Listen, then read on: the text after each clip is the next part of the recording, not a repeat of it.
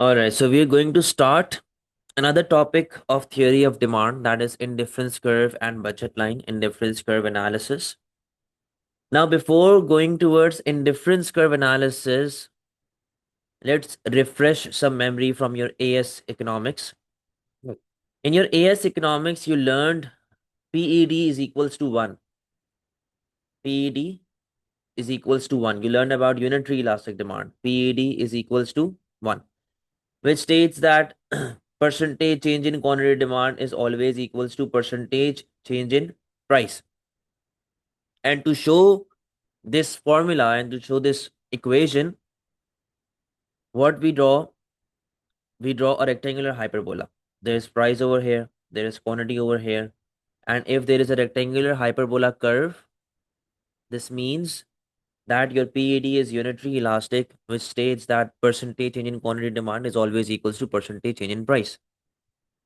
Now, keeping this keeping this theory in mind, we are moving towards indifference curve. Now, what is indifference curve analysis? Let's look at the definition.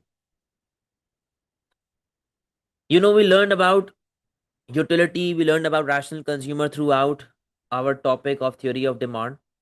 Now, indifference curve is linking with the rationality of a consumer. Now, what does indifference curve tell you?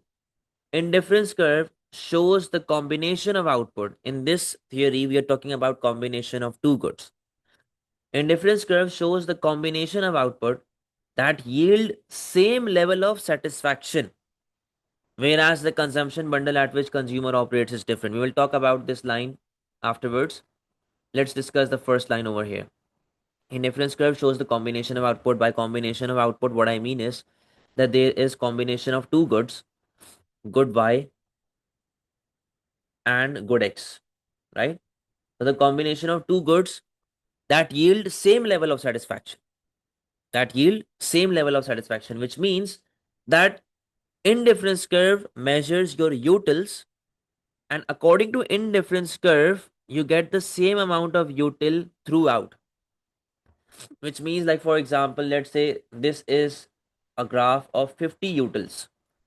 This is a graph of 50 utils. So if you are getting 25 utils from good Y and 25 utils from good X, this shape is a rectangular hyperbola shape, right? Now, if I reduce the consumption of good Y and increase the consumption of good X, let's say I am reducing my consumption of good Y and getting less utils than before of 20. The amount by which my utils for good Y are falling, same amount will increase in good X, which means that you are getting 30 utils from good X. So eventually, if I add both of them, 20 and 30, this will lead to 50. So it doesn't matter at which point you are operating. It doesn't matter if you are operating at point A or you are operating at point B. It doesn't matter. The total utils that you will get along the indifference curve is 50. So now let's read the definition again. Indifference curve analysis shows the combination of output that yields same level of satisfaction, same level of utils, whereas the consumption bundle at which consumer operates is different. By a consumption bundle, what I mean is these boxes. It doesn't matter if I'm operating at point A or if I'm operating at point B or if I'm operating at point C where I'm getting 30 utils from Y and 20 utils from X. So in total, what will be the amount of my utils? It will be 50. Everything clear up till now?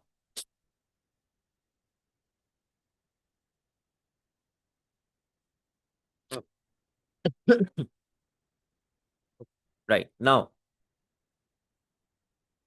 there is a term in this diagram which is known as marginal rate of substitution. Marginal rate of substitution. In short form, I'll be writing as MRS. Now, what does MRS tell you?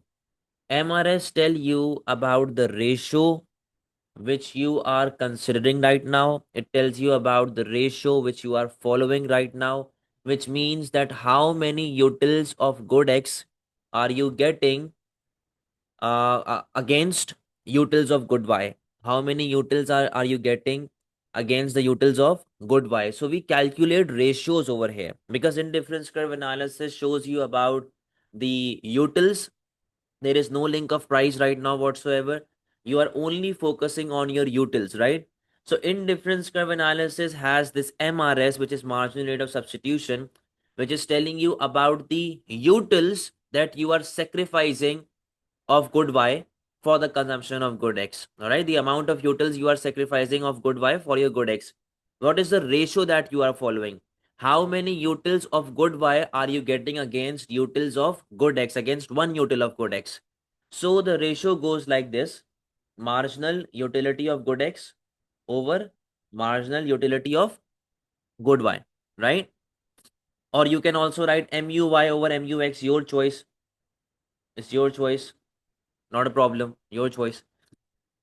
What does this ratio tell you? This ratio tell you the amount of utils you are getting from good x against one util of good y. All right. Now let's calculate the ratios according to the pointers that I have marked. At point A, you can see 25 utils you are getting from good x and 25 utils you are getting from good y, which means the ratio is 1 is to x, which clearly means that you are getting one util of good x against every one util of good y. Now, if we talk about point B, in point B, you are getting 30 utils of good x and 20 utils of good y. So this means that you are getting 1.5 util of good x against every one util of good y. So in this scenario, what are we doing? We are calculating ratios. We are calculating ratios to find out the amount of utils I am getting for good x against every util of good y. Everything clear up till now?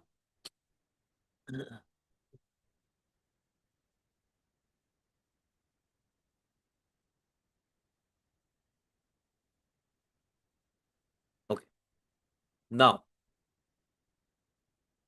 let's move further. Now, I will tell you guys about the types of indifference curves. The types of indifference curves are not examined in your P4, but for your P3, you should have a very good understanding. So now let's talk about different designs or different shapes of indifference curve. The first one is very simple, the normal indifference curve. Normal indifference curve. What is normal indifference curve? The one we just saw, that is a normal indifference curve. This is good y and this is good x.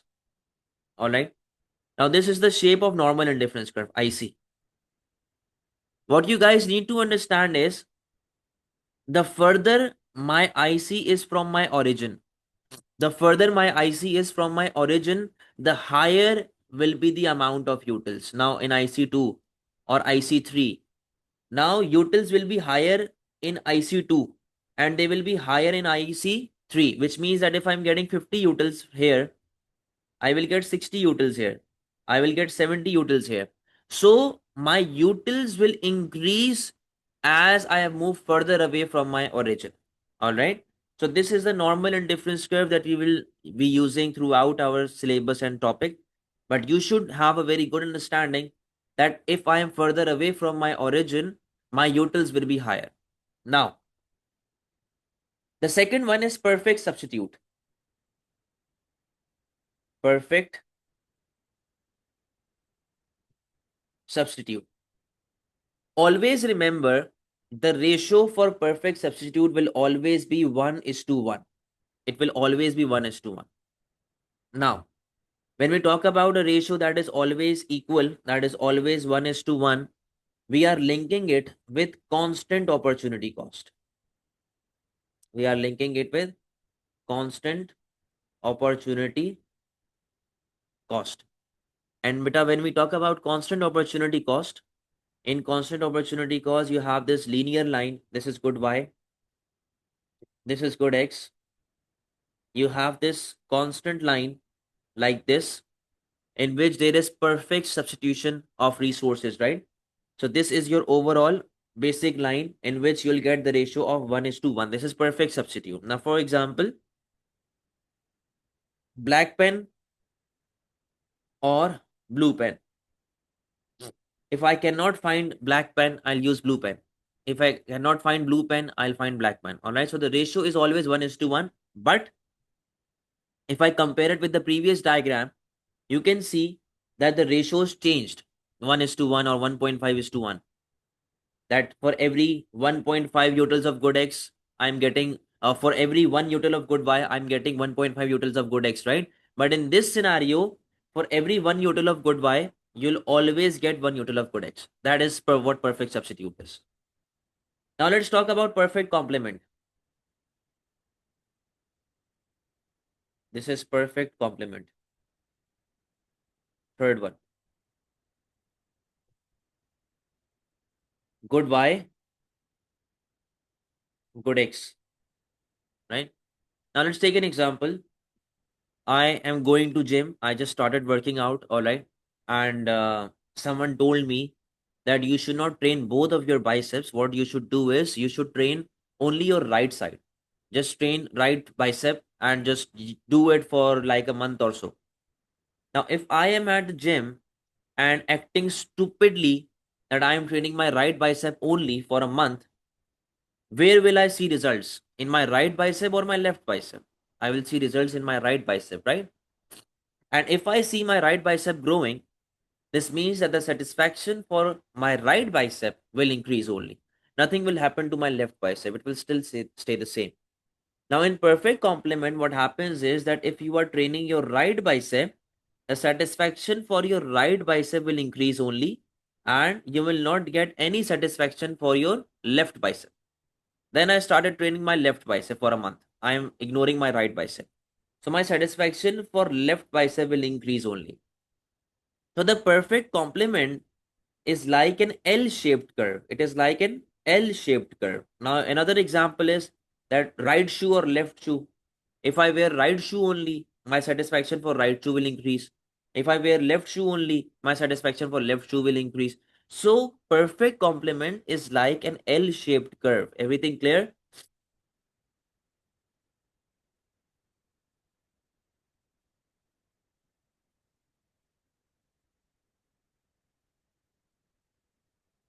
Now again, you do not have to draw beta L shape. Why? Because my satisfaction for a specific good is increasing only.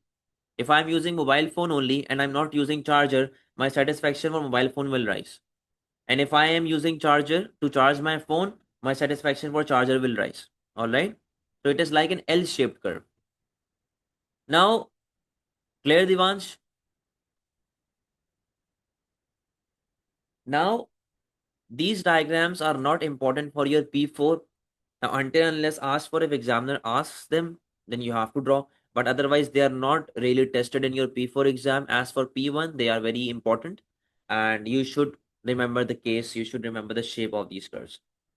Right? So we have discussed all of this up till now. Let's move towards the problems associated with indifference curve analysis. Leave this first point because in this first point, they're talking about the equilibrium position, which we have not learned up till now. So leave this first point, go to the second one. The second criticism of indifference curve analysis is that consumer is familiar with his preference schedule. Now, I mean, what do I mean by this is that consumer has perfect knowledge regarding both goods, good Y and good X. Consumer knows everything, that how can this good be beneficial or harmful to him. Now, it is very logical that in this world, no one has perfect knowledge. No one has complete knowledge about particular goods and services. Now, according to indifference curve analysis, what indifference curve states is that every person is completely aware of his preference and he has perfect knowledge regarding the way he is substituting between good Y and good X. Now, it is not humanly possible. So, the first criticism is that no one has perfect knowledge regarding the goods and services that he is consuming. The second one is that in indifference curve analysis, we are drawing a diagram, right, in which we are using x's. Now, I am using good Y here, I am using good X here. What if I have option of three goods? I have good Z as well. Where will I accommodate good Z over here? I cannot, because I have an axis to follow, right? And I can only compare two goods at a time. So what about three goods? If you have option of three goods, what are you going to do then? This is where the geometry fails altogether for dealing the situation if you have goods more than two. Another one is that it is based upon rationality of a consumer, and rational consumer is someone who does not exist in reality. All right. Then we have indifference curve is an introspective approach, which means that it is based on imaginary drawn indifference curves. Now, it's think about it that if you are drinking Pepsi or 7 Up, all right, you have two options to drink Pepsi or 7 Up. If you drink Pepsi or if you drink 7 Up, will you then sit down and draw a diagram in which you'll say that I'm getting 20 utils from Pepsi and 30 utils from 7 Up and this and that? This is how my indifference curve is. People will call you crazy, right? People will call you crazy. So this is what the criticism is, that no one then sits and draws the diagram, draws the curve regarding the consumption of his combination of goods, right? So no one is focusing on diagrams. So it is an introspective approach which is based on diagrams and imaginary indifference curve analysis. Then it is talking about perfect divisibility between commodities. Like I told you about the hyperbola curve, that it will be equal the amount by which I am reducing my good y, my good x will increase by the same amount, right? So in difference curve analysis, not every good acts the same way. Not every good acts the same way. It is not necessary that if you reduce your util consumption by 20, if we talk about good y, if you reduce your good y util consumption by 20, then it is not necessary that your satisfaction for good x will increase by 20. All right. So it is not necessary. Again, indifference curve is a microeconomic character, which means that we cannot draw indifference curve of a whole economy. We cannot draw indifference curve of a society. We cannot draw indifference curve of a group of people. So we are talking on individual basis. For example, my individual indifference curve, Mark's individual indifference curve. We are not talking about a society over here. Then it is written that indifference curve analysis, it is based on theoretically formulated cross effect relationships and statistical observation. It does not exist in reality. Again, the same point, similar point. The last one is that it does not tell you about the consumer behavior under risk and uncertainty. Now, let me give you a very basic example.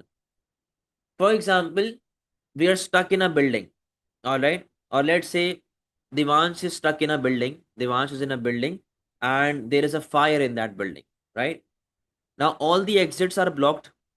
He cannot use the elevator, he cannot use the staircase because there is fire everywhere. And he is on the first or second floor of that building. Now, what is the most possible action Devansh will take?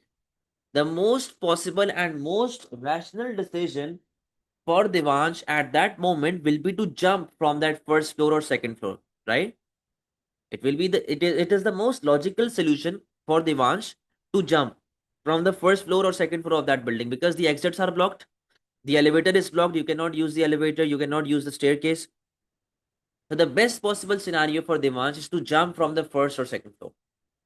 Now, if Devansh jumps from that floor and lands on his feet, so yeah, he might get injured. He might break his leg. He might, have some sprain in his body, but he will survive, right? Until and unless he dives down and he falls on his head, but he will survive, right? Somehow, even though he will get injured. Now, is Devansh Spider-Man that he will always do this, or he finds happiness in jumping from the second floor or first floor? No, it is that situation in which Devansh took this action that he has to jump from the first floor or second floor. Now, according to this theory, if Devansh jumps from the first floor and he breaks his leg, right, he will get this utility. He will be affected negatively and he will be, he will have to go to the doctor and plaster his leg and all. He will get this utility, but in the end, he will survive. He will survive the fire. Now, indifference curve analysis does not tell you about a consumer's decision during such situation, during a situation where he is facing a threat to his life under risk under uncertainty. Indifference curve analysis does not tell you about that, that if you are facing this utility somehow, you are still surviving, then it should be a satisfaction for you, right? So indifference curve fails to explain how consumer will react under risk or under uncertainty. Everything clear?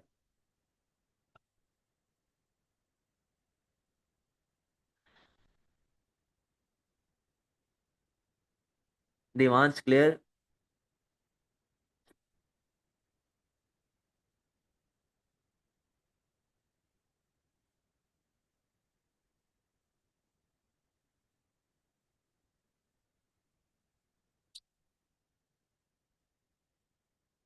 All right. Now, there is a situation. Let me give you guys a situation that,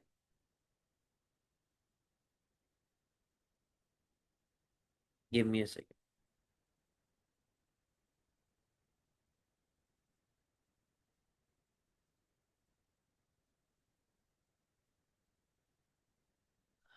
Let me give you a situation.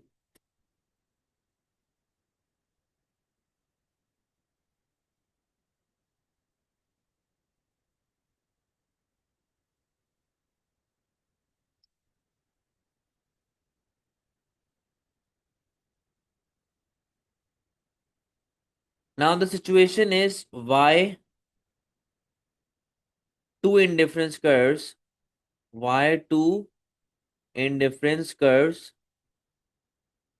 do not cross each other. Why two indifference curves do not intersect with each other, or why two indifference curves do not cross each other. Now, this is a situation that you guys are following. This is the situation that you guys are in, that why two indifference curves do not cross each other. All right, why two indifference curves do not cross each other. Now, I will explain you through a diagram. Now, listen very carefully. Now, this is my good y, all right, and this is my good x. Listen to me very carefully. I am drawing two indifference curves in front of you. And if I am drawing two indifference curves, this means that every indifference curve will have its own util, right? So this is my IC1, and this is my IC2. All right. This is my IC2, IC2, and this black one is my IC1, indifference curve 1. Now, because both of them have their own utils, I'll say that my IC1 has 60 utils and my IC2 has 50 utils, like we just learned earlier on. And I am drawing 3 points in front of you. This is point A, this is point B, and this is point C. Now, if you can see point A, it is very clear in front of you that point A is operating at the intersection point. Point A is operating at the intersection point where IC1 and IC2 cross each other. So in this situation where point A is lying, this means that point A has the utils of 60 also, and he has the utils of 50 also, because he is lying, because the point A is lying on both the indifference curves, because point A is lying on both the indifference curves. All right. So if I talk about what are the points with that are equal to each other, now see this IC1, IC2, sorry, IC2. At IC2, I am getting 2 points, point A and point B. At IC1, I am getting 2 points, that is point A and point C. Now, listen very carefully. If I talk about point A is lying on both the indifference curves. So this means that point A is equals to B, that they are both lying on 50 utils curve. Point A is equals to C, which means that they are both lying on 60 utils curve. But point B and point C are not equal, because at point B, you are getting 50 utils, and at point C, you are getting 60 utils. So the reason why two indifference curves do not cross each other is because every indifference curve has its own value, and if they tend to cross each other, this means that the values are same.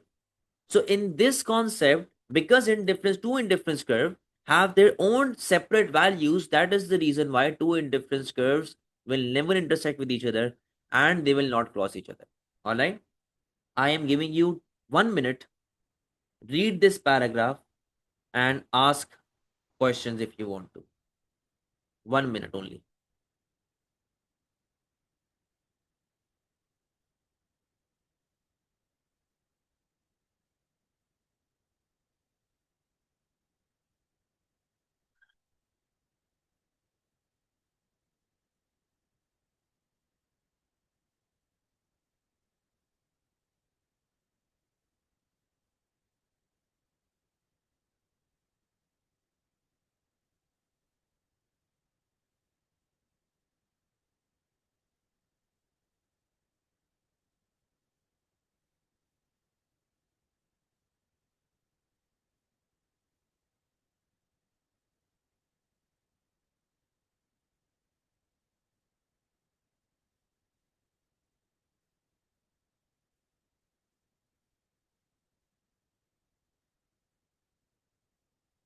Done?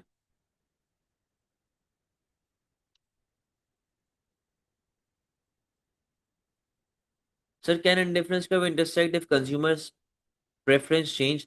If the preference is changing, then it will shift rightwards like this. Like this. It will shift rightwards like this. That we will learn in our future topics. But it will never cross each other. If there is an intersection point, this means that the utils are same. And logically, B and C should be equal as well. But B and C are not equal. All right.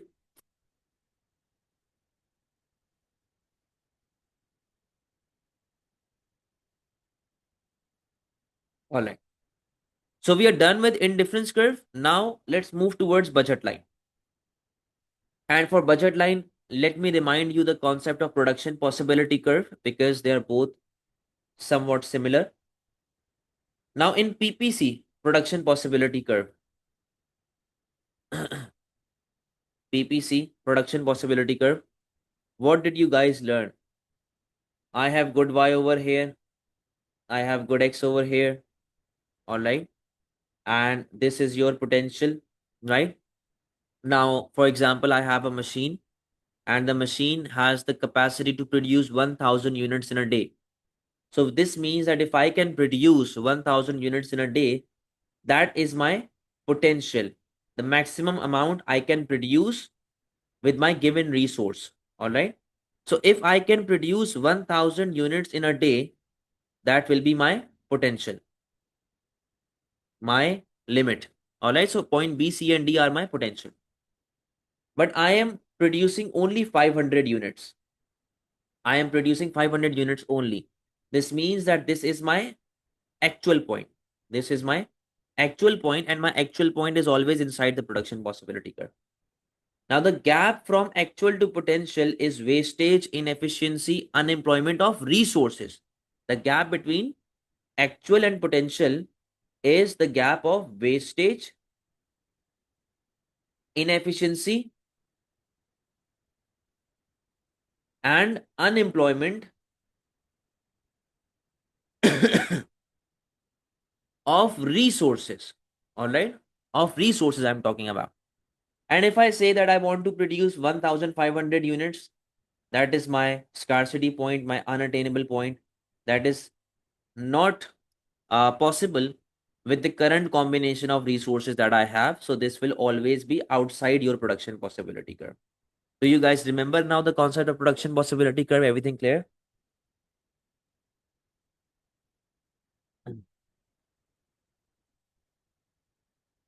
Now, what is budget line?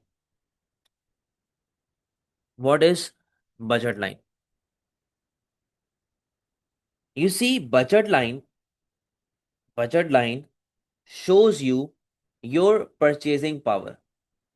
Budget line shows you your purchasing power. Or in easy words, your real income. Budget line shows you your purchasing power or your real income. Now, what is the formula of real income? Real income percentage is equals to nominal income percentage Nominal income percentage less inflation percentage. All right, this is the very basic formula of real income. Now, what is your nominal income? It is the amount of income that I'm getting on monthly basis. Now, for example, if my nominal income is increasing by 10%, my take home salary is increasing by 10%, and inflation rate in my country is rising by 5%, this means that in reality, my real income is increasing by 5%. All right, so this is the basic reality. Now, budget line shows you your purchasing power. It shows you your real income, that what is the amount of goods and services that you can buy with the given income that you have, your purchasing power that you have. All right. Now, let's draw the diagram. This is good Y and this is good X. If you guys remember, there was a condition of rational consumer, that rational consumer has a fixed income. It does not change with the level of output, and he has fixed income, and he is allocating the income between good Y and good X. Now, to show the concept of fixed income, there will be a constant opportunity cost. There will be a constant opportunity cost. All right. Because if, let's say, I'm earning $1,000, if I'm spending 600 on good Y, I will spend 400 on good X. So there will be an equal change. Now, this is your budget line. What does point Y represent? What does point Y represent? Point Y represents that if I spend every single penny of my income on good Y and spend nothing on good X, I will be operating at point Y. And what does point X represent? If I spend every single penny that I earn on good X and spend nothing on good Y, I will be operating at point X. This is the basic concept.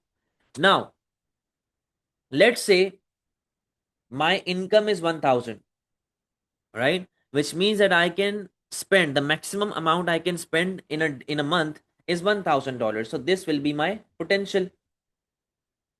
So point B, point C, and point D, these all are my potential. The amount that, and I am spending $1,000 in a month, complete single penny, every single penny. But in reality, let's say I spend only 500, which is my actual point. All right, which rational consumer does not do, but we need to explain everything. So in case if a rational consumer spends only $500 and he is earning $1,000 in a month, he will be operating at point A, which is his actual point. So the gap between actual and potential, is wastage, inefficiency of income. Previously, when we were talking about PPC, we were talking about resources. Now, in this case, I will say wastage of income, wastage या फिर wastage or inefficiency of income. I am not allocating my income efficiently. I am not spending my income efficiently. So there is wastage of income. There is inefficiency of income. Now, one morning I woke up and I said that I will spend $1,500 in a month, which is my unattainable point, right? Which is my scarcity point. I cannot achieve that point with my current income. So the scarcity point will always be outside your curve. Everything clear up till now?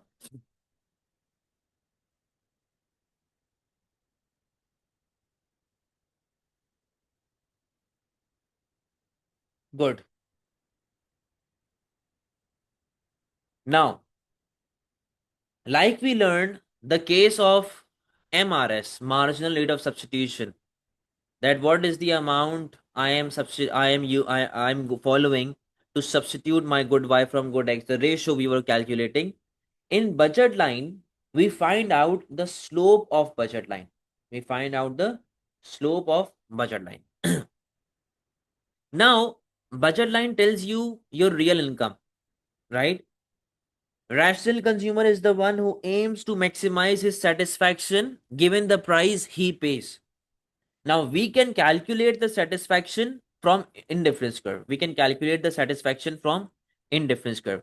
But we need something to find out the price level as well. So where will we find our price? We will find our price in budget line. Because the formula of real income, the formula of real income includes nominal income minus inflation. Now, what is inflation? Inflation means price level. Now, let me give you a very simple example. For example, that let's say this Apple Pencil, right? I spent $500 on this Apple Pencil and I bought 5 units only. Simple maths. I spent $500 of my income on this Apple Pencil and I bought 5 units only. So, what is the price of Apple Pencil? What is the price of Apple Pencil? So, it's very simple that you will divide your income, the amount that you have spent on Apple Pencil, divided by the number of units you bought. So, the price of Apple Pencil is 100. Very simple. So, I can use my budget line to calculate the price level of a specific good. All right. So, what is the slope of budget line? Slope of budget line tells you about the price of good X. It is the ratio. It is a ratio which tells you about the price of good X over price of good Y, or the other way around, price of good Y over price of good X. So it tells you about the amount that you spend. What is the price of good X over what is the price of good Y? So this is what slope of budget line tells you. Everything clear?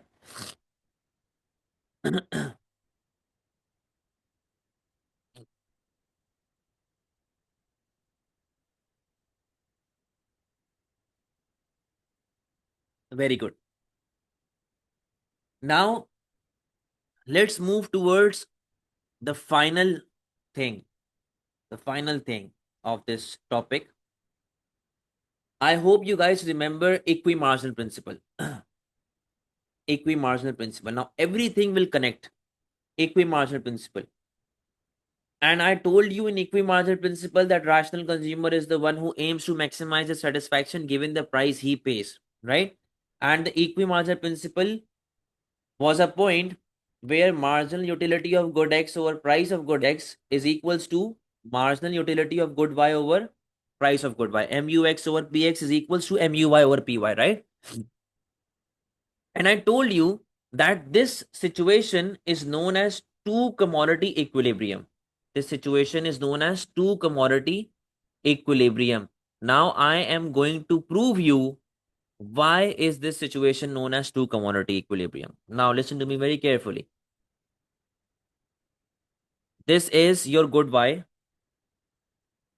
and this is your good X. This is your budget line, right? AB. This is your budget line AB. This is your indifference curve IC. This is your indifference curve IC. You can clearly see that they are intersecting, they are tangent at this point level, which means that my consumer is consuming this much of good X and he is consuming this much of good Y. And he is consuming this much of good Y, which means that this is the best possible combination that a consumer, the rational consumer, can consume with given income and with given utils. Now, a student stands up and he says that, sir, I do not believe you. Prove me. Why is this my equilibrium? Now, listen to me very carefully. I'm going to prove this concept to you guys. Now, if my indifference curve and my budget line are equal, if they are intersecting at a point, which means that they are equal, right? So, this means that my marginal rate of substitution and my slope of budget line will be equal as well, right? My marginal rate of substitution and my slope of budget line will be equal as well. Now, what is my MRS? MRS is equals to MUX over MUY and slope is equals to PX over PY. Now, let's cross multiply both of them, right? Let's cross multiply both of them. Now, if you cross multiply, what will be the equation? The equation will be MUX multiplied by PY is equals to PX multiplied by MUY. Now, PX is being multiplied over here. So, if I throw it over there, it will be used as division. And PX is being multiplied over here. So, if I throw PX over here, it will be divided over here. So, what will be the final equation? your final equation will be MUX over PX is equals to MUY over PY, which is the two commodity equilibrium that you guys follow in equimarginal principle. That is the reason why this is the equilibrium position and the best situation for a rational consumer, that he should consume this much units of good X and this much units of good Y. Everything clear?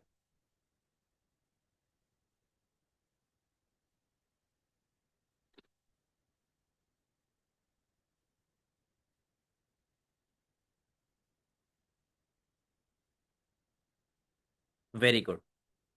Now, I want to clear something out. Let's say there is a question. You have good Y over here. You have good X over here. All right. And this is your budget line. All right. This is your budget line AB. And you have four indifference curves: IC1, IC2, all right, IC2, IC3, and IC3 and IC4. You have four indifference curves: IC1, IC2, IC3, and IC4. Now, it's very logical that a consumer will not operate at IC1 or IC4. Reason being that if we talk about IC1, we are operating at our actual point. We are operating at our actual point, which is inefficient for a rational consumer, so he will never operate on IC1. As for IC4, it is beyond my affordability. It is beyond my income level. So I cannot afford IC4. I cannot reach to the point of IC4. So I will not be able to get the satisfaction, the maximum amount that I can from IC4. So it is useless for me. I am left with 2 points. I am left with 2 points only.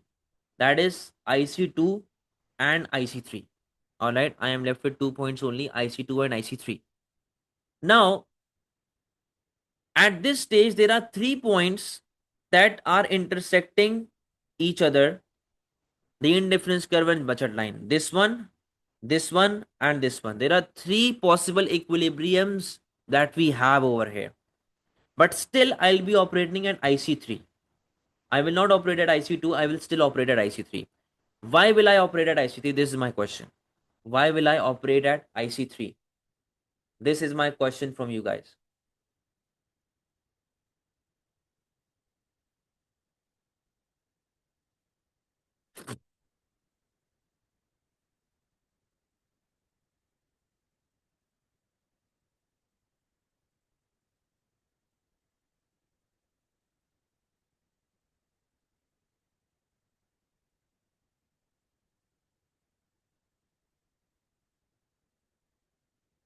It doesn't matter if it even intersects thrice. It doesn't matter. Devansh is saying because IC2 is intersecting twice. It doesn't matter. There is a point where they are intersecting. This means that they're creating an equilibrium. I will operate at IC3 because I just told you guys that the further I am away from my origin, the more that I'm away from my origin, my utils will be higher. So if in case I am getting 40 utils here, 40 here, I'll get 50 here, 60 here, and 70 here. So the utils at IC3 are more than utils at IC2. That is the reason why I will be following IC3. I will be following this equilibrium instead of these two equilibriums. Understand?